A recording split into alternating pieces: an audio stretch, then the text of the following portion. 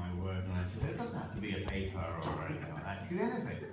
So here we are, we're going to talk about a film, but should be very enlightening in terms of what it says about us as a society, about us as psychological beings, and our interaction with technology, I guess. So we've got a couple of experts with us. Dr. Dean Ruckman, who's head of psychotherapy in Oxley, who's a psychiatrist and psychotherapist, and Catherine Hein, who is a psychotherapist also within the Trust in Freudian, who's a Jungian analyst. So what we'll do is I'm going to just let Chris do whatever he has to do, and I guess we'll see what happens, whether there's some questions of fact. We'll ask the experts to give a take, and then hopefully we can all join in. Chris. Okay. Thanks very much. Alright, okay, so just firstly to forewarn, I'm in the middle of a run of nights, so I am quite delirious. And secondly, that there have been some serious problems with trying to get this presentation to work. So if things break or crash, I'm very sorry.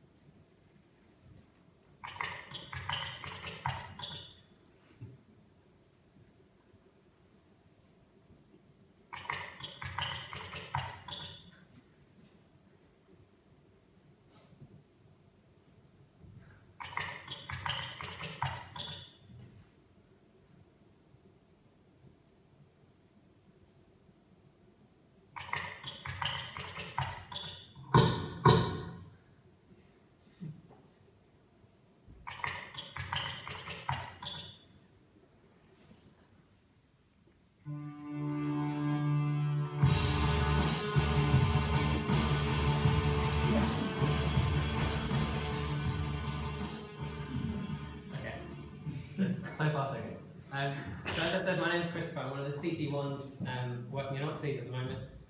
And basically, as Professor David has said, he told us at the start, you don't have to present a paper at the Journal Club. And so I very much sort of run with that.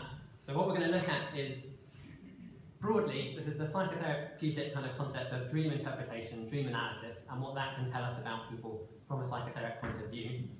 And what I'm looking at specifically is the film The Matrix, and so the main character, Thomas Anderson, is going to be the focus here, and we're going to look basically as if the Matrix was his dream, what can we learn from it? So in terms of the structure, we've got quite a lot to pack in. I'm going to start with a kind of more Freudian view, and from that point of view I'm going to look at two different things. One is that the Matrix might be a dream that he's having with the unconscious purpose of wish fulfillment. Two, the Matrix has a dream in which he's trying to subconsciously resolve conflict between his id and his superego. And then we'll move on to a more Jungian approach. So we'll view this dream as a potential sort of collection of archetypal images, and then secondly, kind of building on that and looking at it maybe as a representation of the hero's journey. And don't worry, I am going to explain what all of that stuff means. And then we'll have hopefully a summary and some questions, and hopefully none of this presentation will break. So thanks very much to everyone who's involved in making this happen, whose names are on the screen now. So we'll start off very quickly with Freud's ideas about wish fulfillment. So in brief, Freud's thinking about dreams were first put in writing in 1900 in the book The Interpretation of Dreams, and then a year later in his summarising paper on dreams, where he better sort of explains the methods that he used to analyse those dreams. But initially, he proposed that dreams are basically a way for somebody to satisfy a desire, and he evidenced this by his own examples. So, for example, he said that he could go to bed very thirsty at night, and then he would very reliably be able to invoke a dream where his thirst was quenched in some delicious way, like in an oasis or so on. And he also said that in general, for children, it's quite transparent, the wish fulfillment. So, again, he used an example of a child who'd one day been asked to go and deliver some delicious cherries to an uncle, as you do, and he hadn't been allowed to eat any of them.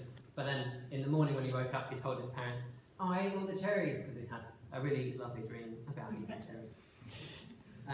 In adults, he argued that there's a similar process, so the aim is still the same, but that there's a process of dream work through which basically these ideas are obscured.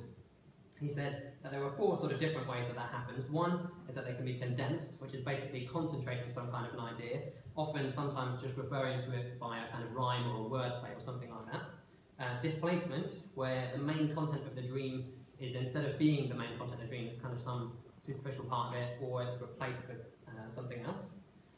Representation, where something that's really important in the dream is just represented by some kind of visual symbol, and Freud in particular obviously was quite keen on the representation of genitals.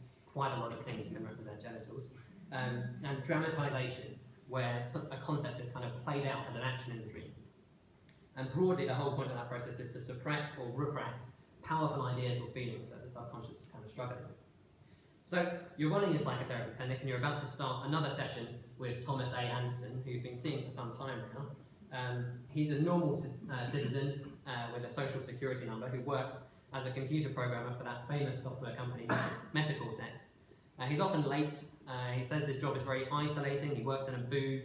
Apart from his professional life, he does also work as a hacker, selling illegal contraband programming under an alias Neo. From what you know of him now, he lives quite a discontented, lonely and paranoid life, and he describes a persistent sense that there's something missing. He engages online with other hackers whose identities in real life he doesn't know. He's been looking for one in particular for about 2 years now called Morpheus, who's never been in touch with him. And he self-presents for therapy, although it does look like perhaps his work might have been involved.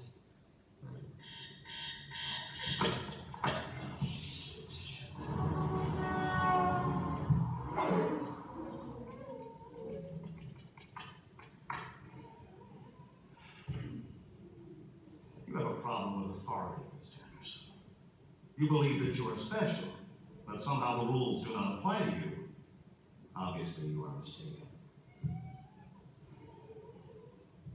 This company is one of the top software companies in the world because every single employee understands that they are part of a whole. Thus, if an employee has a problem, the company has a problem. The time has come to make a choice, Mr. Anderson. Either you choose to be at your desk on time from this day forward, or you choose to find yourself out of a job. Do I make myself clear? Yes, Mr. Redden. And so it's in this context that he comes to you.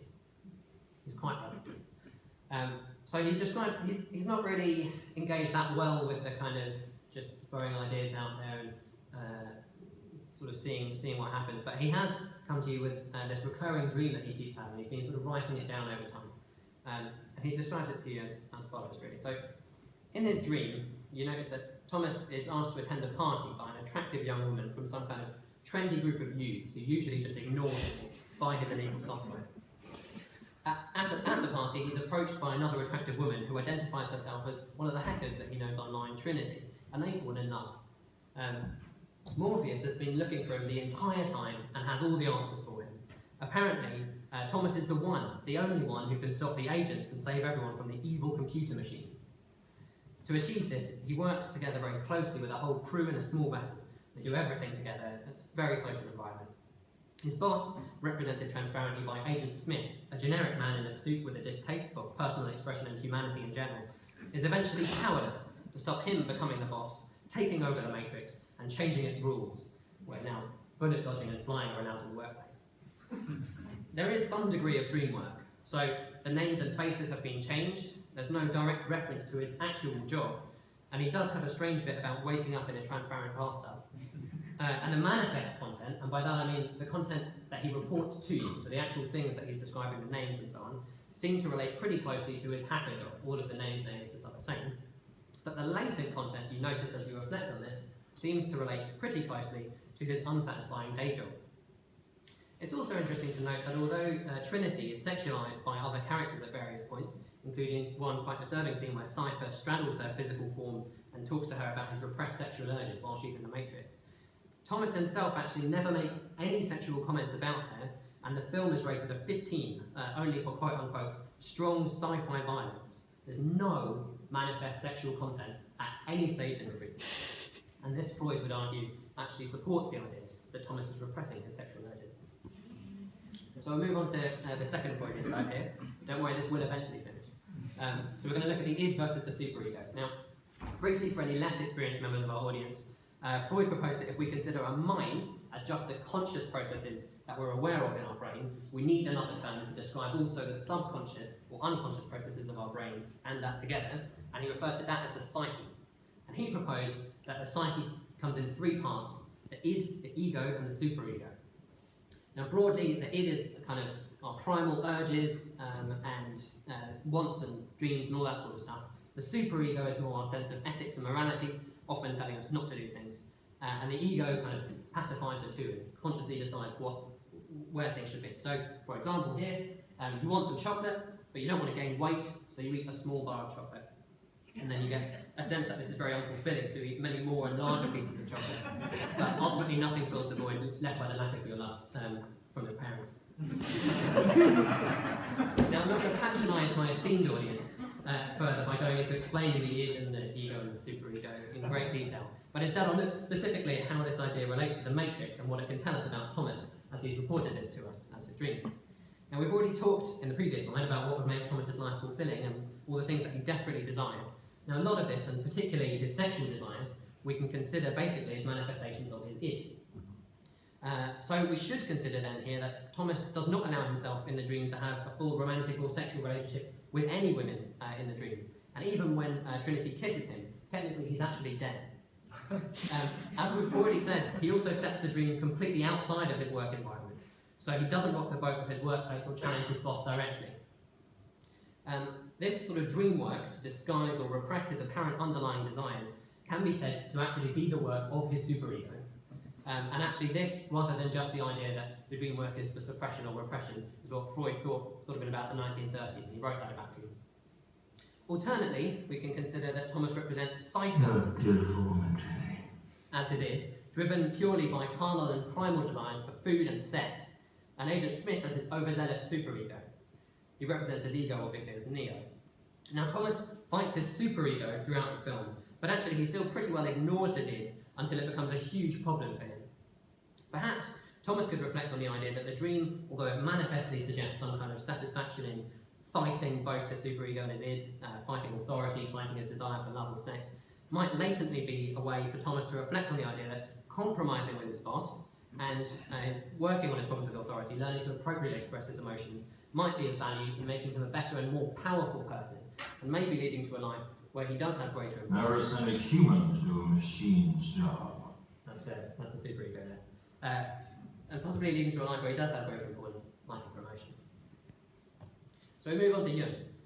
One way that we can think of Jung as being different from Freud is that whereas Freud tended to believe that all of the content of the dream and the psyche has to come from within one individual, just from their own sort of personal, conscious and unconscious thoughts, Jung believed that as well as having this personal conscious there, represented as the blue circle, and including this sort of organising executive ego, so again the thing that pays attention to things and that you are consciously aware of. We also have a collective, that's the personal subconscious there, which he also agrees with.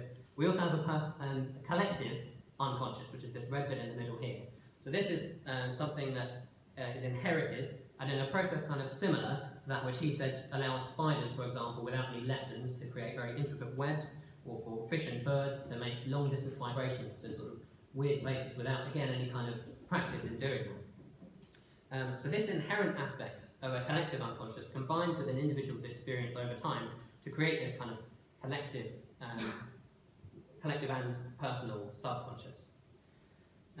In the collective unconscious itself, he also said that there are particular kind of concepts or images, which he referred to as archetypes, which are common basically to everyone, and which he suggested we can therefore express without any kind of personal experience.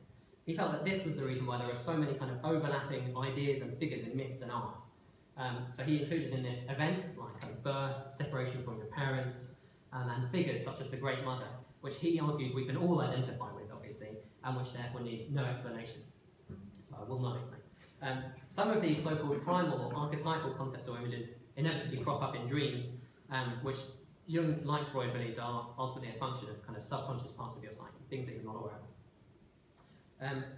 Jung also believed that within a person's unconscious, so the subconscious mind, there are distinct so-called complexes, so the C's up here, which exist almost basically as kind of separate autonomous humans, and sometimes drive our behaviours in a way that we don't consciously understand. So I don't know what came over me. These complexes are often formed, as you can see here, with an archetypal basis, so they're sort of based on these very primitive concepts. He controversially therefore argued that many of modern life's problems are caused by man's progressive alienation from his instinctual foundation. So we should get back to these really primal things or combine them all together. He viewed ultimately the ideal outcome as people learning to peacefully unite all of the different complexes and parts of the psyche into a more complete self through a process that he called individuation. Illustrated there. So as Thomas relates his dream to you, you reflect on the similarities between some of these characters that he's described and the archetypal figure of Jung. You also reflect on whether or not he's successfully integrated these aspects of himself in the dream. Oh, there seems to have been some kind of glitch in the matrix then. But hopefully these large redacted boxes will disappear as we progress. But they do, I guess, provide us an opportunity for you to reflect yourself on these descriptions and whether they match up with any particular characters in the matrix, and indeed characters in your own lives.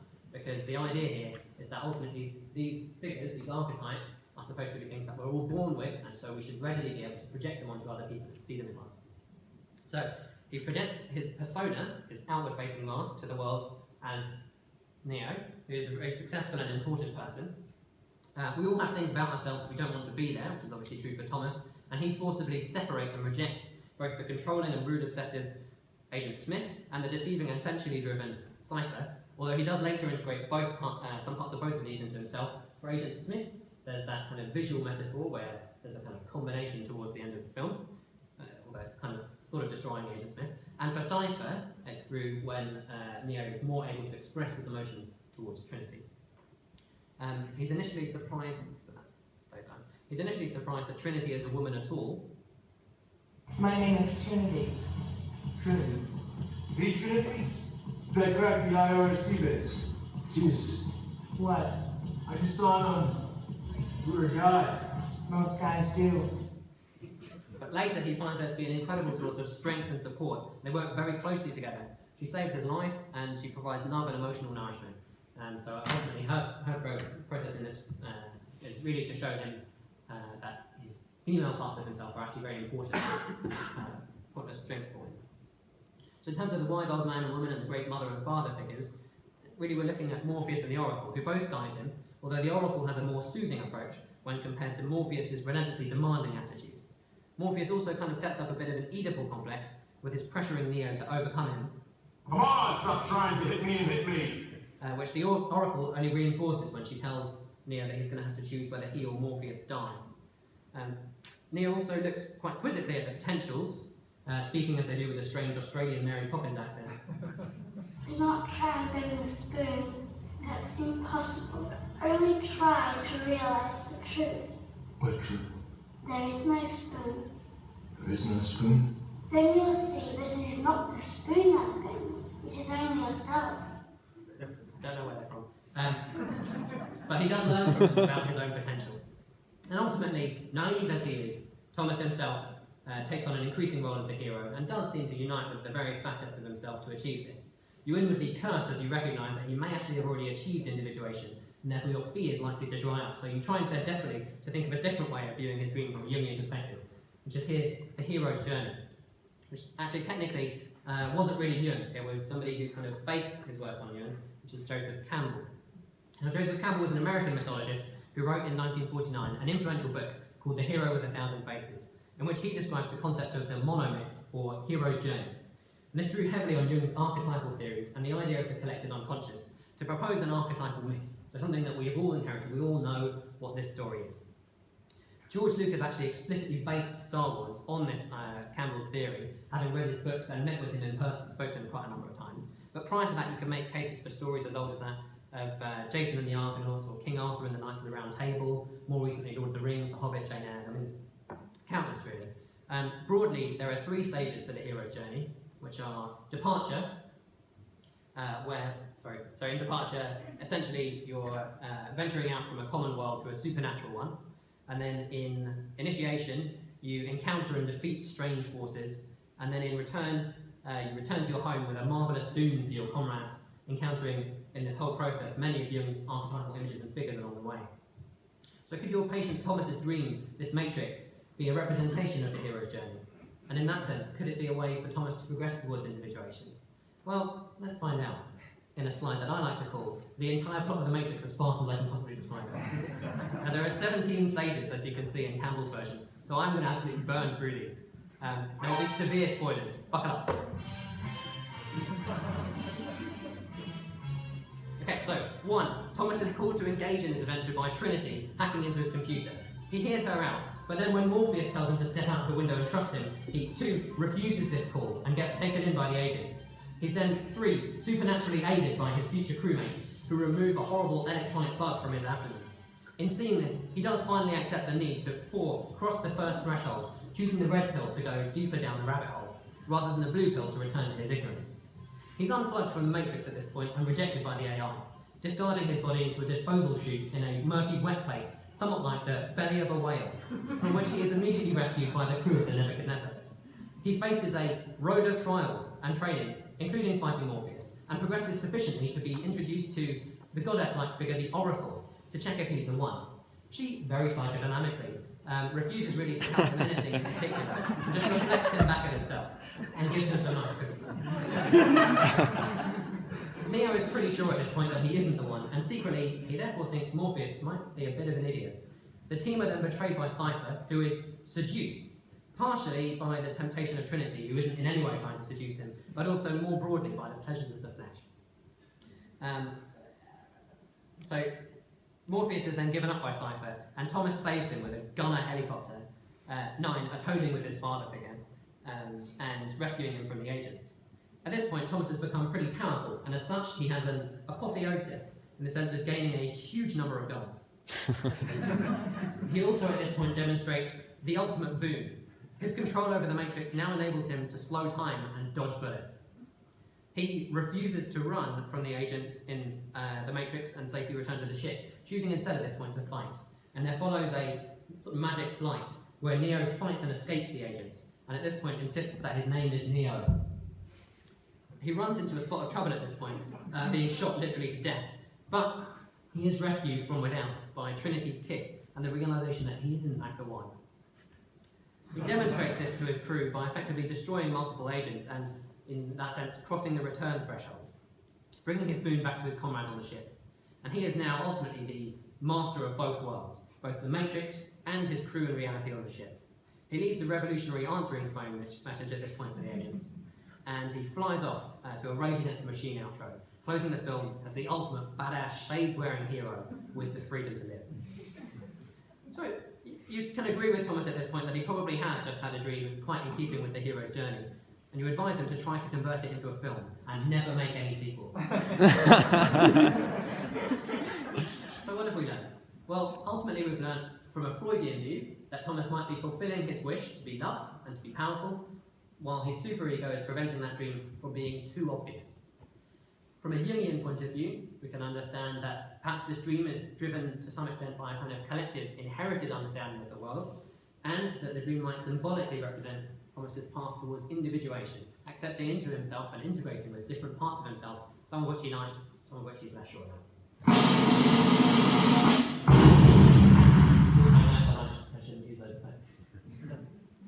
In terms of further reading, if you're desperate for more Matrix-related psychoanalysis chat, there's a very good paper that I haven't included, but it's a very good read about somebody basically using the Matrix as an allegory for one patient going through a psychoanalytic journey. There's also a very good paper explaining Jung's model of the psyche a lot better than I just did. There's a paper talking about the hero with 1,000 faces, because the actual book is quite long, and how it relates to a lot of kind of cool modern films, particularly the Star Wars. And this YouTube video, which is kind of tangentially related, but I found very interesting, which covers basically some of the more scientific theories about why are we dreaming, rather than just concentrating on it's all to do with your subconscious mind. So thanks very much for listening.